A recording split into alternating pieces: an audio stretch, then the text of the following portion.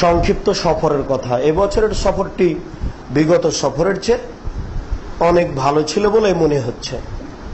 বিগত সফরটি ছিল আমাদের কাছে একেবারেই নতুন, আর এসব সম্পর্কে আমাদের অবগতি মোটেই ছিল না। সেই হিসাবে এবারের সফর তুলনামূলক ভালো।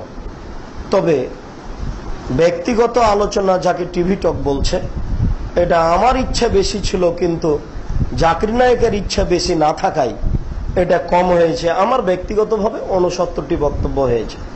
তিনি আমাদের সাথে সাক্ষাতে যা কথা বলেছিলেন তার একটি কথা ছিল টক শো বা গ্রুপ ডিসকাশন, জিডি, এটা বেশি হতে হবে। এটা মানুষে ভালোবাসে, তার নিজের বক্তব্য। এই কারণেই সমষ্টিগত আলোচনা বেশি হয়েছে। তাতে আমার পক্ষ থেকে হয়েছে 250টি। এগুলো বেশি সময় সাপেক্ষে যা দেখতে পাওয়া যাবে। আমরা আহলে হাদিসের সংখ্যা কম ছিলাম, আমাদের মাঝহাবি ভাইরা অনেক বেশি ছিলেন। সব মিলে আলোচনায় কোনো কোনো জায়গাতে আংশিকভাবে আলোচনা মুখোমুখি হলেও সব মিলে মোটামুটি ভালো আছে। তাদের সাথে আমরা কোনো সময় দুর্বলতা দেখানোর চেষ্টা করিনি, ভদ্রতা বজায় রাখার প্রাণপণে চেষ্টা করেছি। তারা আমাদেরকে না দেখে যা ভাবত, সাক্ষাতের পরে বাস্তব আলোচনায় তা ভিন্ন হয়ে গেছে। তাদের ভুলটা এমন ভাবে ভেঙে গেছে, তারা মাঠে গিয়ে ভাবছে, ও আমরা তো দেখি ভাবছিলাম এক, মাঠ দেখছি আর একরকম। তার মানে একটা বাক্য বললে আমরা 5টা হাদিস পড়ি। কোথায় পাবে এসব? ভাবতেই পারে না যে বাস্তবতা এরকম হতে পারে। তো এদিক দিয়ে আলহামদুলিল্লাহ মাঠও ভালো।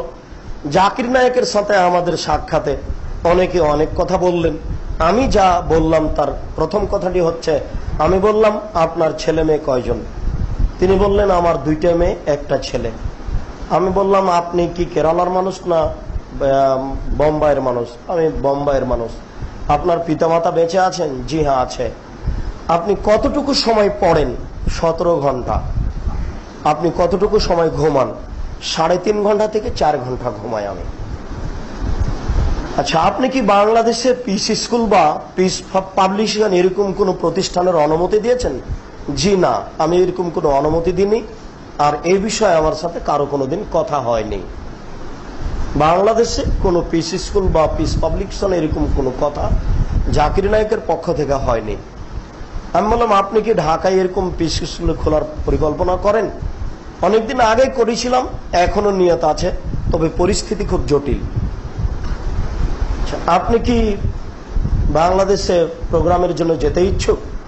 আমি খুবই ইচ্ছুক, কেমনে যাই? এই কথা বললেন। ভাবে মনে হচ্ছে যে ঢাকায় আসা তার, না আসা তার জীবনে একটা ঘাটতি হয়ে আছে। দেশের জন্য তিনি বললেন যে রবি শঙ্কর, ওই যে শ্রী রবি শঙ্কর, তার হাত খুব বড়, এর কারণে আমাকে অনেক কিছু কষ্ট ভোগ করতে হচ্ছে। তার মানে জজ কোচ হাইকোর্ট তার হাতে আছে। ও খুব মানে হিন্দুদের কাছে খুব বড় মানুষ। এই কথাটা বলে তিনি তার দেশের একটা অসুবিধা পেশ করতে চাইলেন। তারপর আমি বললাম যে বক্তব্যের পর্যায়ে মাঝে মধ্যে মানুষ হাত তালি দেয়, এটা ইসলাম অনুকূলে নয় আমরা বলছি, বিশেষ করে তাকওয়ার প্রতিকূলে। তিনি যা উত্তর দিলেন তা যা দিলেন, বললেন বহু মানুষ থাকে, বিভিন্ন ধর্মের থাকে, এরকম কিছু বললেন। এরপরে আমি বললাম আপনার পিস স্কুলে ভর্তি আরেকটা জিজ্ঞাসা করলাম, আপনার ওই সদাকাল্লাহুল আজিম, এই কয়েকটা জিজ্ঞাসা করলাম। এই জিজ্ঞাসার উত্তর তার কাছে খুব একটা স্পষ্ট বলে আমি মনে করলাম না। যা হোক, তিনি যেটা ভালো মনে করছেন, মানুষের বিভিন্ন ধর্মের মানুষের উপস্থিতি, এইগুলো দিক দিয়ে তিনি সেগুলো প্রয়োজন মনে করেন। আমি মনে করতে চাইলাম তাকওয়া যেখানে, কতজন সেখানে, এটা ভাববার বিষয় নয়। তাকওয়াকে সামনে রেখে কাজ করতে হবে, এটা আমি তার কাছে পেশ করলাম। তারপর আমি বললাম আপনার পিস স্কুল যেটা বোম্বাই আছে, সেখানে ভর্তির কি ব্যাপার? হ্যাঁ, সবাই ভর্তি হতে পারে, বাংলাদেশেও ভর্তি হতে পারে, তবে বাৎসরিক ভিসা নিয়ে যেতে হবে, যেটা কঠিন পিতামাতার জন্য। শুক্রিয়া, জাযাকুমুল্লাহ খায়ের। আরো কিছু কথা হয়তো হয়েছিল, এগুলি কথা আমি তাকে জিজ্ঞাসা করেছিলাম। আর আমরা যারা ছিলাম তো অনেকেই হয়তোবা প্রয়োজনের তুলনায় বেশি প্রশংসা করে ফেললাম। যা হোক, এরপরে কথাটা তো হলো খুব সাধারণ মানুষ, আমার চেয়ে অনেক লম্বা, কোলাকুলির সময়তে মনে হলো যে আমার থেকে মনে হয় 1 হাত উঁচু নাকি, এরকম ভাবে মনে হলো, এত কমবেশ দেখা গেল। আর এত সহজ সরল, এত ভদ্র মানুষ, সালাম দিয়ে ঢোকেই টেবিলটা একটু মানে উপযুক্ত জায়গাতে ছিল না, ঢোকেই টেবিলটা ঠেলতে আরম্ভ করেছে, মানে টেবিলটা ঠিক জায়গাতে নিয়ে যাচ্ছে, তারপর চেয়ারগুলো সাজাচ্ছে।